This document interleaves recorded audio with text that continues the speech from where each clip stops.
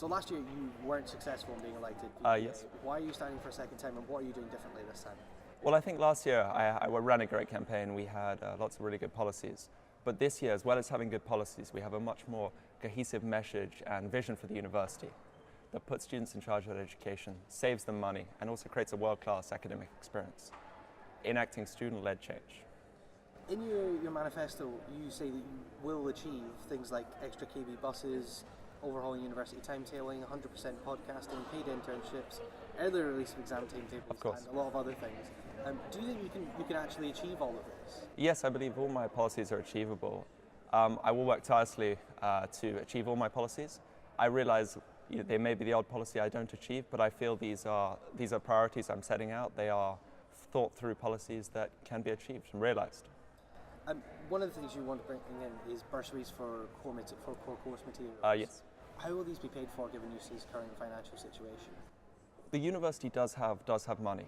For instance, the school of HSS, the college, has various millions of pounds. As the university accounts show, this money should be used and put towards students. There are clear instances in certain schools, for instance in the geography school, of course inequalities, for instance the compulsory field trips. And I feel it's within students' interests and the university's interests to bridge these discrepancies. And you're starting as part of the Defend Edinburgh group this year. Why did you decide to stand with them this year when you stood as an independent last year? Well, I believe in free education, but really Defend Edinburgh is just a group of friends who believe in free education. So yeah, I have the support of friends who have like-minded politics, but I also believe I have the capacity, the skills, experience, and ideas to improve our university for every single student. Do you think there's been a lack of transparency in EUSA this year?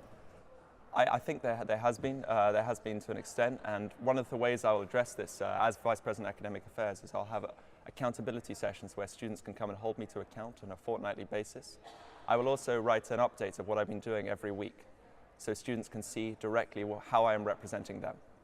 So in my manifesto I set out how I believe students should be influence decision-making in their schools. I believe we can have school forums where students can influence decision-making in an accountable way, where minutes are minuted and students can directly have their voices heard. The university talks about a partnership between staff and students, so I believe these structures would help make this a reality. And in terms of EUSA and making it more transparent and things like that, what have you done, Paul, on the trustee board to try and achieve that aim? Well, I personally think that we've got to look at ways of bettering our communication and communicating to the student body why decisions are made and the great work EUSA does. But I accept that there are people who understandably think there's some transparency issues, and as a VPAA I'll work vehemently to address these. So your opponent, Alex Munyard, is making a big play of being the free education candidate and saying he's the only candidate that believes in free education. How would you respond? Well, I think free education is very important, and we do technically have it here in Scotland. Scottish students don't pay any tuition fees. However, there's everything else that adds on to that, like in comparison to the rest of UK students in terms of student support. Scottish students get a lot less bursaries, so they're actually taking on as much debt as the rest of the UK in terms of the amount of money. So it depends what you mean by free education, really, I think. It's a term that gets bandied around a lot, but not very fully explained.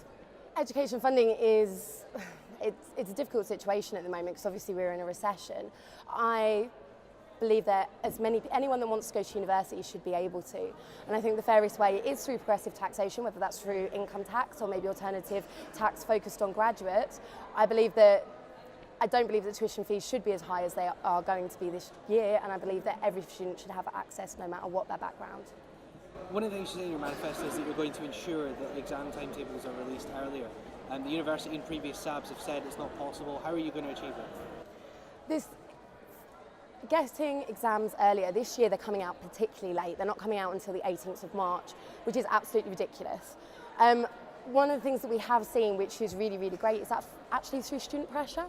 So if you saw last year, Andrew Burney, who's the current Vice President of Academic Affairs, he had a petition which was very successful. If you remember last year, they tried to have honours exams all in the first 2 weeks of the exam period. He created a successful petition. When the university realised how unpopular this was with students, they changed their mind. Time and time again, student pressure has actually shown to be very effective to the university, so that's how I would like to achieve it. Your manifesto is full of work with, lobbies, demand, push for.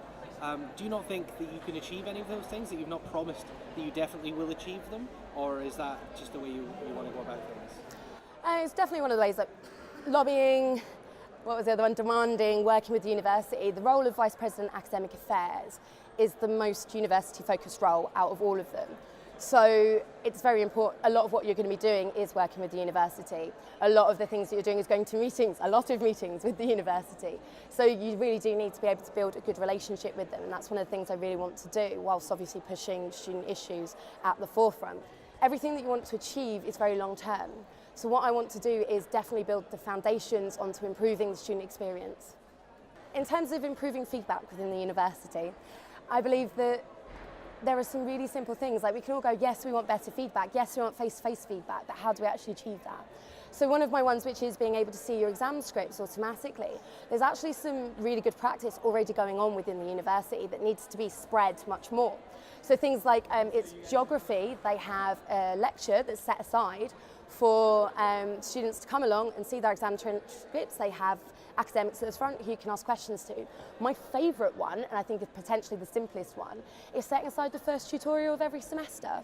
So it's actually, you're sitting there in your tutorial, you get handed back your exam scripts and you can ask questions to the tutor. It seems like such a simple way, and I don't understand why schools aren't already doing this. Do you think there's an issue with transparency in EUSA at the moment, and if so, what would you do to improve it? Transparency, perhaps, given the recent transparency in EUSA, perhaps given the recent scandal, although I think yesterday was absolutely amazing with in terms of how many students came out, and actually you could really see democracy and transparency taking place there. And I think, depending on what people's views are on the outcome, obviously people have differing views. At the end of the day, democratic processes were undertaken, everyone got to have a say in the debate, and I think that's really great.